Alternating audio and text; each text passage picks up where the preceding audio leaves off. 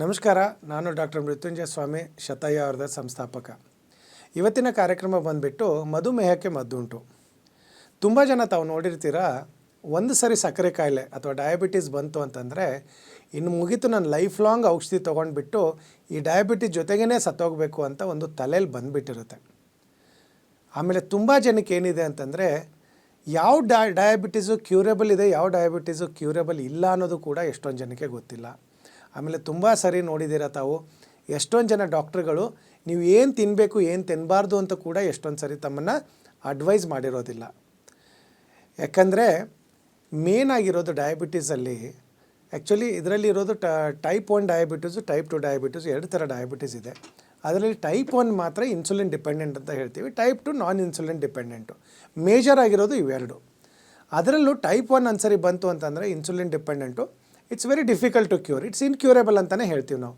But type 2 diabetes ಏನಿದೆ ಇದು 100% curable. ಹೌದು, ನಿಜ.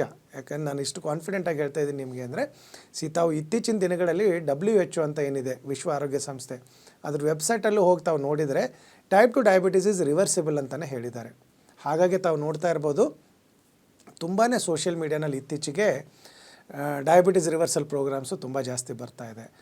ಬಟ್ ಏನಾಗಿದೆ ಅಂತಂದರೆ, ಎಲ್ಲರೂ ಹೇಳೋದು ನಮ್ಮ ಹತ್ರ ಬನ್ನಿ ಅಥವಾ ನಮ್ಮದು ಫುಡ್ ಪ್ರಾಡಕ್ಟ್ಸು ಅಥವಾ ಮೆಡಿಸಿನ್ನ ತೊಗೊಂಡ್ರೆ ಮಾತ್ರ ವಾಸಿ ಆಗುತ್ತೆ ಅಂತ ಹೇಳೋದು ಜಾಸ್ತಿ ಆಗಿದೆ. ಬಟ್ ನಾನು ಈ ಪ್ರೋಗ್ರಾಮಲ್ಲಿ ತಮಗೆ ಹೇಳೋದೇನು ಅಂತಂದರೆ, ನೀವು ಮನೆಯಲ್ಲೇ ಕೂತ್ಕೊಂಡ್ಬಿಟ್ಟು ಟೈಪ್ 2 ಡಯಾಬಿಟೀಸ್ ಇತ್ತು ಅಂದರೆ ಅದನ್ನು ಹೇಗೆ ರಿವರ್ಸ್ ಮಾಡೋದು ಅಂತ. ಓಕೆ, ತಾವು ನೋಡಿರ್ಬೋದು, ಇವಾಗೂ ನಾನು ಚಾಲೆಂಜ್ ಮಾಡ್ತೀನಿ, ನೀವು ಇರೋದ್ರಲ್ಲಿ ಒಂದು 99% ಡಯಾಬಿಟೀಸ್ ಪೇಷಂಟ್ಸ್ಗೆ ಡಾಕ್ಟ್ರ್ ಯಾವತ್ತೂ ಅಡ್ವೈಸ್ ಮಾಡಿರಲ್ಲ ಈ ನಾನು ಇವತ್ತು ಹೇಳ್ತಾ ಇರ್ತಕ್ಕಂಥ ಕೆಲವೊಂದು ಫುಡ್ಗಳು. ಯಾಕಂದರೆ ಮೆಜಾರಿಟಿ ಡಾಕ್ಟರ್ಸ್ ಹೇಳೋದು ಸ್ವೀಟ್ ತಿನ್ನಬೇಡಿ ಅಷ್ಟೇ, ಸ್ವೀಟ್ ತಿನ್ನಬೇಡಿ, ರೈಸ್ ಜಾಸ್ತಿ ತಿನ್ನಬೇಡಿ, ಅದು ಬಿಟ್ಟರೆ ಇನ್ನೇನು ಹೇಳೋದಿಲ್ಲ. ಆಯಿತು, ಮೆಡಿಸಿನ್ ತೊಗೊಳ್ತಾ ಹೋಗಿ ಅಂತ ಹೇಳ್ತಾರೆ. ಒಂದು ಸರಿ ತಾವು ಮೆಡಿಸಿನ್ ಶುರು ಮಾಡ್ತು ಅಂದರೆ ಮೆಡಿಸಿನ್ ಡೋಸ್ ಇನ್ಕ್ರೀಸ್ ಮಾಡ್ಕೊಂಡು ಹೋಗ್ತಾರೆ, ಒಂದು ಫೈನಲ್ ಡೇ ಇನ್ಸುಲಿನ್ ಶುರು ಮಾಡ್ತಾರೆ. ಬಟ್ ಯಾವತ್ತೂ ಕೂಡ ನಿಮ್ಮದು ಕ್ಯೂರ್ಗೆ ಅಂತ ಹೆಲ್ಪ್ ಮಾಡೋಕ್ಕೆ ಹೋಗೋದೇ ಇಲ್ಲ. ಯಾಕಂದರೆ ಇದೊಂದು ಮೆಡಿಕಲ್ ಇದರಲ್ಲಿ ಒಂದು ಟ್ರೇಡ್ ಸೀಕ್ರೆಟ್ ಥರ, ಒಂದು ಸರಿ ಪೇಷಂಟ್ ಆಗಿಬಿಟ್ರೆ ಲೈಫ್ ಲಾಂಗ್ ಪೇಷಂಟ್ ಇದ್ದರೆ ಒಳ್ಳೆಯದು, ಅದು ನಮಗೆ ಇನ್ಕಮ್ ಜಾಸ್ತಿ ಬರುತ್ತೆ ಅಂತ ಅದೊಂದು ಎಲ್ಲ ಕಡೆ ರೂಢಿಯಾಗಿದೆ. ಬಟ್ ತಾವು ಮಾತ್ರ ಹೆದರ್ಕೊಳ್ಳೋದು ಬೇಕಾಗಿಲ್ಲ. ಟೈಪ್ 2 ಡಯಾಬಿಟೀಸ್ ಇತ್ತು ಅಂದರೆ ಕಂಪ್ಲೀಟಾಗಿ ಕ್ಯೂರ್ ಆಗುತ್ತೆ, ರಿವರ್ಸ್ ಆಗುತ್ತೆ, ರಿವರ್ಸಬಲ್. ಅದು ನಾವಷ್ಟೇ ಅಲ್ಲ, ಆಯುರ್ವೇದದಲ್ಲೊಂದು 5000 ವರ್ಷ ಹಿಂದೆಯೇ ಹೇಳಿದ್ದಾರೆ ಟೈಪ್ 2 ಡಯಾಬಿಟೀಸು ಕ್ಯೂರೇಬಲ್ ಅಂತ. ಬಟ್ಟು ಎಷ್ಟೊಂದು ಜನ ನಂಬ್ತಾ ಇರಲಿಲ್ಲ. ಈಗ ವಿಶ್ವ ಆರೋಗ್ಯ ಸಂಸ್ಥೆ ಹಿಡ್ದಾಗಿಂದ ಪ್ರತಿಯೊಬ್ಬರು ನಂಬಕ್ಕೆ ಶುರು ಮಾಡಿಬಿಟ್ಟಿದ್ದಾರೆ. ಯಾಕಂದರೆ ಒಂದು ತಾವು ತಿಳ್ಕೋಬೇಕು, ಡಯಾಬಿಟೀಸು ಫಸ್ಟ್ ಆಫ್ ಆಲು ಕಾಯಿಲೆ ಅಲ್ಲ. Diabetes is not a disease, it's a metabolic disorder. ಹೇಗೆ ನಮಗೆ ಇಂಡೈಜೆಷನ್ನು, ಕಾನ್ಸ್ಟಿಪೇಷನ್ನು, ಆ್ಯಸಿಡಿಟಿ ಎಲ್ಲ ಆಗುತ್ತೆ, ಅದೇ ಥರ ಡಯಾಬಿಟೀಸ್ ಕೂಡ. ಸೊ ಹಾಗಾಗಿ ಆ ಮೆಟಬಾಲಿಕ್ ಸಿಂಡ್ರೋಮ್ ಸರಿ ಮಾಡಿಬಿಡ್ತು ಅಂದರೆ ಸಾಕು, ಟೈಪ್ 2 ಡಯಾಬಿಟೀಸ್ ಇಸ್ ರಿವರ್ಸಬಲ್. ಅದು ಯಾರೂ ಕೂಡ ಗಮನ ಕೊಡೋದಿಲ್ಲ. ಅದಕ್ಕೆ ನಾವು ಶತಾಯುನಲ್ಲಿ 125 ವರ್ಷದಿಂದ ಡಯಾಬಿಟೀಸ್ನ ಚಿಕಿತ್ಸೆ ಕೊಡ್ತಾ ಬರ್ತಾಯಿದ್ದೀವಿ. ಲಕ್ಷಾಂತರ ಪೇಷಂಟ್ಗಳಿಗೆ ಅನುಕೂಲ ಆಗಿ ಎಷ್ಟೊಂದು ಜನ ಡಯಾಬಿಟೀಸಿಂದ ಕ್ಯೂರ್ ಕೂಡ ಆಗಿದ್ದಾರೆ. ಸೊ ಅಷ್ಟೊಂದು ಎಫೆಕ್ಟಿವ್ ಟ್ರೀಟ್ಮೆಂಟ್ ಇರೋದು. ಹೇಗಿದೆ, ಏನಿದೆ, ಏನೇನು ಮಾಡ್ತೀವಿ ಅಂತ ಡೀಟೇಲಾಗಿ ತಿಳ್ಕೊಳ್ಳೋಣ. ನಿಮಗೇನಾದರೂ ಡಯಾಬಿಟೀಸ್ ಇತ್ತು ಅಂತಂದರೆ ತುಂಬ ಜನಕ್ಕೆ ಏನೇನು ಟೆಸ್ಟ್ ಮಾಡಿಸ್ಬೇಕು ಅಂತಲೇ ಗೊತ್ತಿಲ್ಲ. ಬರೀ ಫಾಸ್ಟಿಂಗ್ ಶುಗರ್ ಒಂದು ಮಾಡ್ತಾರೆ, ಯಾವಾಗಾದರೂ ಡಾಕ್ಟರ್ ಹತ್ರ ಹೋಗಬೇಕು ಅಂದರೆ ಆಫ್ಟರ್ ಫುಡ್ ಒಂದು ಮಾಡಿಸ್ತಾರೆ. ಅದು ಬಿಟ್ಟರೆ ಬೇರೆ ಏನೂ ಟೆಸ್ಟ್ಗಳು ಮಾಡ್ಸೋಕ್ಕೆ ಹೋಗೋದಿಲ್ಲ. ಒಂದು ಮಾತ್ರ ತಿಳ್ಕೊಳ್ಳಿ, ನೀವೇನಾದ್ರು ಡಯಾಬಿಟೀಸಿಂದ ಸಫರ್ ಆಗ್ತಾಯಿದ್ರೆ ಫಸ್ಟು ವರ್ಷಕ್ಕೆ ಒಂದು ಸರಿ ಕಂಪ್ಲೀಟ್ ಬಾಡಿ ಚೆಕಪ್ ಮಾಡಿಸ್ಲೇಬೇಕು.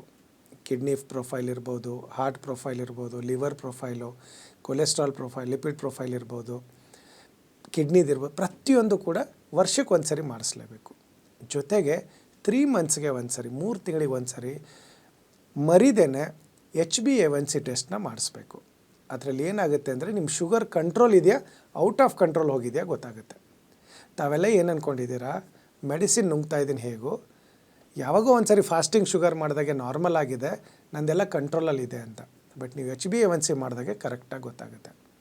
HbA1cನಲ್ಲಿ ಏನಾಗುತ್ತೆ ಅಂತಂದರೆ 5.5 ಒಳಗಡೆ ಇದ್ದರೆ ಅದು ನಾನ್ ಡಯಾಬಿಟಿಕ್ ಅಂತ, 6 ಮೇಲೆ ಕ್ರಾಸ್ ಆಗ್ತಾಯಿದ್ರೆ ಜಸ್ಟ್ ಡಯಾಬಿಟಿಕ್ ಶುರು ಆಗಿದೆ ಅಂತ, 7.5 ಅಥವಾ 8 ಮೇಲೆ ಹೋಯಿತು ಅಂತಂದರೆ ಔಟ್ ಆಫ್ ಕಂಟ್ರೋಲ್ ಇದೆ ಅಂತ, 10 ಅಂದರೆ ಡ್ರಾಸ್ಟಿಕ್, ಇದು ಸೀರಿಯಸ್ ಆಗಿ you have to reverse it back soon ಅಂತ, ಅದು 10ರಿಂದ 6-7 ಒಳಗಡೆ ತೊಗೊಂಡು ಬನ್ನಿ ಅಂತ. ಸೊ ಅದನ್ನು ಯಾರೂ ಅಬ್ಸರ್ವ್ ಮಾಡೋದಿಲ್ಲ. ಬರೀ ಮಾತ್ರೆ ನುಂಗ್ತಾ ಇರ್ತಾರೆ. ಯಾವಾಗಾದರೂ ಫಾಸ್ಟಿಂಗ್ ಇನ್ಕ್ರೀಸ್ ಆದ ತಕ್ಷಣ ಡಾಕ್ಟ್ರ್ ಹತ್ರ ಹೋದಾಗೆ ಡೋಸ್ ಇನ್ಕ್ರೀಸ್ ಮಾಡಿಬಿಡ್ತಾರೆ. ದಿನ ಬೆಳಗ್ಗೆ ತೊಗೊಳ್ಳೋದು, ಬೆಳಗ್ಗೆ ಸಾಯಂಕಾಲ ಮಾಡಿ, ಬೆಳಗ್ಗೆ ಸಾಯಂಕಾಲ ವರ್ಕ್ ಆಗ್ತಲ್ಲ ಇನ್ನೊಂದು ಡೋಸ್ ಮೆಡಿಸಿನ್ ಕೊಡಿ. ಅದೇ ಥರ ಡಯಾಬಿಟಿಸ್ ಟ್ರೀಟ್ಮೆಂಟ್ ಹೋಗ್ತಾ ಹೋಗುತ್ತೆ. ಬಟ್ ಹಾಗಲ್ಲ. ಮುಖ್ಯವಾಗಿ ಇಷ್ಟು ಟೆಸ್ಟ್ ಮಾಡಿದ ಮೇಲೆ ನಿಮಗೆ ಶುಗರ್ ಕಂಟ್ರೋಲಲ್ಲಿ ಇದೆಯಾ ಎಲ್ಲ ಗೊತ್ತಾಯಿತು ಅಂತಂದರೆ ಆವಾಗೇ ಬರೋದು ಇಂಪಾರ್ಟೆಂಟು ಟ್ರೀಟ್ಮೆಂಟು. ಬರೀ ಟ್ರೀಟ್ಮೆಂಟ್ ತೊಗೊಂಡ್ರೆ ಆಗಲ್ಲ. ಒಂದು ಡಯಾಬಿಟೀಸು ಮೆಟಬಾಲಿಕ್ ಡಿಸಾರ್ಡರ್ ಅಂತ ಹೇಳ್ತಾ ಇರೋದ್ರಿಂದ ತಮ್ಮದು ಆ್ಯಕ್ಟಿವಿಟಿ ಕೂಡ ಚೆನ್ನಾಗಿರಬೇಕು, ಲೈಫ್ ಸ್ಟೈಲ್ ಚೆನ್ನಾಗಿರಬೇಕು, ದಿನ 1 ಅವರ್ ಅಟ್ಲೀಸ್ಟ್ ವಾಕಿಂಗ್ ಮಾಡಬೇಕು. ಏನಿಲ್ಲ ಅಂದರೂ ಒಂದು 5000 ಸ್ಟೆಪ್ಸ್ ಆದರೂ ವಾಕ್ ಮಾಡಲೇಬೇಕು. ಆವಾಗ ನಿಮಗೆ ಡಯಾಬಿಟೀಸು ಬೇಗ ಕಂಟ್ರೋಲ್ಗೆ ಬರುತ್ತೆ. ಅದ್ರ ಜೊತೆಗೆ ತಿನ್ನೋ ಆಹಾರ ತುಂಬ ಇಂಪಾರ್ಟೆಂಟ್. ಯಾಕಂದರೆ ನಾನು ಆವಾಗಿಂದ ಹೇಳ್ತಾ ಇದ್ದೀನಿ, ನಿಮಗೆ ಇಲ್ಲಿವರೆಗೆ ಯಾವ ಡಾಕ್ಟ್ರು ಕೂಡ ಎಜುಕೇಟ್ ಮಾಡಿರಲ್ಲ ಗ್ಲೈಸೆಮಿಕ್ ಇಂಡೆಕ್ಸು ಹಾಗೂ ಗ್ಲೈಸೆಮಿಕ್ ಲೋಡ್ ಅಂತ. ನಮ್ಮಲ್ಲಿ ಇಲ್ಲೊಂದು ಇದು ನಮ್ಮ ಬುಕ್ದೊಂದು ನಾವು ಬುಕ್ ಬರೆದಿದ್ದೀವಿ ನಿಮಗೆಲ್ಲ ಅನುಕೂಲ ಆಗಲಿ ಅಂತ, ancient secrets to reverse diabetes ಅಂತ. ಅದರಲ್ಲಿ ಗ್ಲೈಸೆಮಿಕ್ ಇಂಡೆಕ್ಸ್ ಅಂದ್ರೇನು, ಗ್ಲೈಸೆಮಿಕ್ ಲೋಡ್ ಅಂದ್ರೇನು, ಅದು ಯಾವ ಥರ ಇರುತ್ತೆ, ಯಾವ್ಯಾವ ಫುಡ್ಡಲ್ಲಿ ಯಾವ್ಯಾವ ಥರ ಗ್ಲೈಸೆಮಿಕ್ ಇಂಡೆಕ್ಸ್ ಇದೆ, ಅದು ತಿಂದ ಮೇಲೆ ಜೀರ್ಣ ಆಗಿ ಗ್ಲೈಸೆಮಿಕ್ ಲೋಡು ಎಷ್ಟು ಕನ್ವರ್ಟ್ ಆಗುತ್ತೆ ಅಂತ. ಇದೇನಪ್ಪ doctor glycaemic index glycaemic load ಅಂತ ಹೇಳ್ತಾ ಹಿಂಗಂದ್ರೆ ಏನು? ಗ್ಲೈಸೆಮಿಕ್ ಇಂಡೆಕ್ಸ್ ಅಂದರೆ ಇನ್ನೇನು ಅಲ್ಲ, ನೀವು ತಿಂತಾ ಇರ್ತಕ್ಕಂಥ ಆಹಾರದಲ್ಲಿ ಸಕ್ಕರೆ ಅಂಶ ಎಷ್ಟಿದೆ ಅಂತ. ಓಕೆ, ಹಾಗಂದರೆ ಗ್ಲೈಸೆಮಿಕ್ ಲೋಡ್ ಅಂದರೆ ಏನು ಡಾಕ್ಟ್ರೆ? ಇದೊಂದು ತಿಳ್ಕೊಂಡ್ರೆ ಸಾಕಲ್ವಾ? ಅಲ್ಲ. ಕೆಲವೊಂದು ಸಕ್ಕರೆ ಪ್ರಮಾಣ ಕಡಿಮೆ ಇದ್ದರೂ ತಿಂದ ಮೇಲೆ ಜೀರ್ಣ ಆದಮೇಲೆ ಶುಗರ್ ರಿಲೀಸ್ ಮಾಡುತ್ತಲ್ಲ ಬಾಡಿನಲ್ಲಿ, ಶುಗರ್ ಅದು ಬಿಡೋದು, ಬಾಡಿನಲ್ಲಿ ರಕ್ತದಲ್ಲಿ ಶುಗರ್ ರಿಲೀಸ್ ಮಾಡೋದು ಜಾಸ್ತಿ ಇರೋದನ್ನು ನಾವು ಗ್ಲೈಸೆಮಿಕ್ ಲೋಡ್ ಅಂತ ಹೇಳ್ತೀವಿ. ಒಂದು ಎಕ್ಸಾಂಪಲ್ ಹೇಳ್ತೀನಿ ನೋಡಿ. ತಾವೆಲ್ಲರೂ ಎಲ್ಲ ಕಡೆ ನೋಡಿರ್ತೀರ, ಡಯಾಬಿಟೀಸ್ ಅಂದ ತಕ್ಷಣ ಪ್ರತಿಯೊಬ್ಬರು ಒಂದು ಹಣ್ಣು ತಿನ್ನೋದಿಲ್ಲ. ಯಾವುದದು? ಪಪಾಯ. ಯಾಕಂದ್ರೆ ಪ್ರತಿಯೊಂದು ಡಾಕ್ಟ್ರು ಹೇಳ್ತಾರೆ, ಪ್ರತಿಯೊಂದು ಪೇಷಂಟು ಕೂಡ ಅವ್ರದ್ದೇ ಡಿಸ್ಕಸ್ ಮಾಡ್ಕೊಳ್ತಾರೆ. ಪಪಾಯ ತಿಂದರೆ ಡಯಾಬಿಟೀಸ್ ಅವ್ರು ತಿನ್ಬೋದಂತೆ, ಬೇರೆ ಹಣ್ಣು ಯಾವುದೂ ತಿನ್ನಬಾರ್ದು ಅಂತ. ಬಟ್ ಪಪಾಯನಲ್ಲಿ ಗ್ಲೈಸೆಮಿಕ್ ಇಂಡೆಕ್ಸ್ ತುಂಬ ಕಡಿಮೆ ಇದೆ, ಅದಕ್ಕೆ ಎಲ್ಲ ಡಾಕ್ಟರ್ಸ್ ಹೇಳ್ತಾರೆ. ಬಟ್ ಪಪ್ಪಾಯ ಯಾವತ್ತೂ ಸಕ್ಕರೆ ಕಾಯಿಲೆ ಇರೋರು ತಿನ್ನಬಾರ್ದು. ಯಾಕಂದ್ರಲ್ಲಿ ಗ್ಲೈಸೆಮಿಕ್ ಲೋಡು ತುಂಬ ಜಾಸ್ತಿ ಇದೆ. ಇವನ್ ನೀವು ಬಾಳೆಹಣ್ಣು, ಆ್ಯಪಲಲ್ಲೂ ಕೂಡ ಅಷ್ಟೊಂದಿಲ್ಲ. ನಮ್ಮದು ಪಪಾಯನಲ್ಲಿ ಗ್ಲೈಸೆಮಿಕ್ ಲೋಡ್ ತುಂಬ ಜಾಸ್ತಿ ಇದೆ. ಏನಾಗುತ್ತೆ ಅಂದರೆ ತಿಂದ ಮೇಲೆ ಸಕ್ಕರೆ ಪ್ರಮಾಣ ಇನ್ನೂ ಜಾಸ್ತಿ ಬಿಡುತ್ತೆ ಬ್ಲಡ್ಡಲ್ಲಿ. ಫಸ್ಟ್ ಆಫ್ ಆಲ್ ನಿಮ್ಮ ಬಾಡಿನಲ್ಲಿ ಆ ಸಕ್ಕರೆ ಪ್ರಮಾಣ ಕಂಟ್ರೋಲ್ ಆಗೋಕ್ಕೆ ಇನ್ಸುಲಿನ್ ಸೀಕ್ರೇಷನ್ನೇ ಆಗ್ತಾಯಿಲ್ಲ. ಸೊ ಅವಾಗೆ ಡಯಾಬಿಟೀಸ್ ಮತ್ತೆ ಜಾಸ್ತಿ ಆಗ್ತಾ ಹೋಗುತ್ತೆ. ಸೊ ಈ ಥರ ಕೆಲವೊಂದು ಸೀಕ್ರೆಟ್ಸ್ ಏನಿದೆ, ಟ್ರೇಡ್ ಸೀಕ್ರೆಟ್ ಅಂತ ಹೇಳ್ತೀವಿ, ಎಷ್ಟೊಂದು ಜನ ಡಾಕ್ಟ್ರು ನಿಮಗೆ ಎಕ್ಸ್ಪ್ಲೇನ್ ಮಾಡಿರೋದಿಲ್ಲ. ನಿಮಗೆಲ್ಲ ಅನುಕೂಲ ಆಗಲಿ ಅಂತಲೇ ಈ ಬುಕ್ಕಲ್ಲಿ ನಾನು ಕಂಪ್ಲೀಟಾಗಿ ಡೀಟೇಲಾಗಿ ಬರೆದಿದ್ದೀವಿ. ಬೆಳಗ್ಗೆ ತಿಂಡಿ, ಮಧ್ಯಾಹ್ನ ಊಟ, ಸಾಯಂಕಾಲ ಸ್ನ್ಯಾಕ್ಸು, ನೈಟ್ ಡಿನ್ನರು, ಯಾವ್ಯಾವ ಫುಡ್ಡಲ್ಲಿ ಎಷ್ಟೆಷ್ಟು ಗ್ಲೈಸೆಮಿಕ್ ಇಂಡೆಕ್ಸ್ ಇದೆ, ಯಾವ ಗ್ಲೈಸೆಮಿಕ್ ಲೋಡ್ ಇದೆ. ಅದರಲ್ಲಿ ಏನು ಮಾಡಿದ್ದೀವಿ, ಗ್ರೀನು, ಯೆಲ್ಲೋ, ರೆಡ್ 3 ಟೇಬಲಲ್ಲಿ ಕೊಟ್ಬಿಟ್ಟಿದ್ದೀವಿ. ರೆಡ್ ಇರೋದು ಅಪರೂಪಕ್ಕೆ ತಿನ್ನಬೇಕು, ಯೆಲ್ಲೋ ಇರೋದು ಯಾವಾಗಾದರೂ ಒಂದು ಸರಿ ತಿನ್ಬೋದು, ಗ್ರೀನ್ ಇರೋದು ಜಾಸ್ತಿ ತಿನ್ಬೋದು. ಅವಾಗೆ ನಿಮ್ಮ ಶುಗರ್ ಚೆನ್ನಾಗಿ ಕಂಟ್ರೋಲ್ ಬರುತ್ತೆ. ಸೊ ಇದೆಲ್ಲ ಸೀಕ್ರೆಟಾಗಿ ಗೊತ್ತಿರಲ್ಲ, ಬರೀ ಮೆಡಿಸಿನ್ ನುಂಗ್ತಾ ಇರ್ತಾರೆ. ಆಮೇಲೆ ಎಷ್ಟೊಂದು ಸರಿ ನಿಮ್ಮ ಶುಗರ್ ಲೆವೆಲು ಜಸ್ಟು ಇನ್ಕ್ರೀಸ್ ಆಗಿದ್ದರೆ ಇಮಿಡಿಯೇಟಾಗಿ ಮೆಡಿಸಿನ್ ತೊಗೊಳೋದು ಬೇಕಾಗಿಲ್ಲ. ಜಸ್ಟು ವಾಕಿಂಗ್ ಮಾಡಿ ಸ್ವಲ್ಪ ಡೈರೆಕ್ಟ್ ಸ್ವೀಟ್ಸ್ ತೊಗೊಳೋದು ಕಡಿಮೆ ಮಾಡಿಬಿಟ್ಟು ಟೀ ಕಾಫಿ ಸ್ವಲ್ಪ ಶುಗರ್ ಫ್ರೀ ತೊಗೊಂಡ್ಬಿಟ್ರೆ ಅಥವಾ ಶುಗರ್ಲೆಸ್ ತೊಗೊಂಡ್ಬಿಟ್ರೆ ಬೇಗ ಕಂಟ್ರೋಲ್ಗೆ ಬರುತ್ತೆ. ಅದೆಲ್ಲ ಮಾಡೋದೇ ಇಲ್ಲ. ಆಮೇಲೆ ಇನ್ನೊಂದು ತುಂಬಾ ಇಂಪಾರ್ಟೆಂಟು, ಡಯಾಬಿಟೀಸ್ ಬಂದಿರೋರು ತುಂಬ ನೆಗ್ಲೆಕ್ಟ್ ಮಾಡಿಬಿಟ್ಟು ಹೆಂಗೂ ಮೆಡಿಸಿನ್ ತೊಗೊಳ್ತಾ ಇದ್ದೀನಿಲ್ಲ ಅಂತ ಎಷ್ಟೊಂದು ಸರಿ ಸ್ವೀಟ್ ತಿನ್ನೋದನ್ನು ನೋಡಿದ್ದೀವಿ. Sugar, tea coffee with sugar ತೊಗೊಳ್ತಾರೆ. ಅದೆಲ್ಲ ತುಂಬ ಕೆಟ್ಟದ್ದು. ಯಾಕಂದರೆ ತಾವು ನೋಡ್ತಾ ಇದ್ದರೆ ದಿನ ಫಾಸ್ಟಿಂಗ್ ಶುಗರ್ ನಾರ್ಮಲ್ ಇದೆ, ಹೆಂಗೂ ಮೆಡಿಸಿನ್ ತೊಗೊಳ್ತಾ ಇದ್ದೀನಿ ಅಂತ. ಬಟ್ ಆ ಡಯಾಬಿಟಿಕ್ ಅನ್ಕಂಟ್ರೋಲ್ ಡಯಾಬಿಟೀಸ್ ಏನು ಬಾಡಿನಲ್ಲಿ ಕ್ರಿಯೇಟ್ ಆಗಿದೆ, ಅದರಿಂದ ಕಿಡ್ನಿ, ನರಗಳ ಮೇಲೆ, ಕಣ್ಣು ಮೇಲೆ, ಹಾರ್ಟ್ ಮೇಲೆ ತುಂಬಾ ಎಫೆಕ್ಟ್ ಆಗ್ತಾಯಿದೆ. ಅದಕ್ಕೆ ತಾವು ಇತ್ತೀಚಿನ ದಿನಗಳಲ್ಲಿ ನೋಡ್ತಾ ಇರ್ಬೋದು, ಸಡನ್ನಾಗಿ ಈಗ ತಾನೇ ಚೆನ್ನಾಗಿದ್ರು ಹೋಗ್ಬಿಟ್ರು, ಹಾರ್ಟ್ ಅಟ್ಯಾಕ್ ಆಯಿತು, ಪ್ಯಾರಲೈಸಿಸ್ ಆಯಿತು, ಸ್ಟ್ರೋಕ್ ಆಯಿತು ಅಂತ ಕೇಳ್ತಾರೋದು ತುಂಬ ಜಾಸ್ತಿ.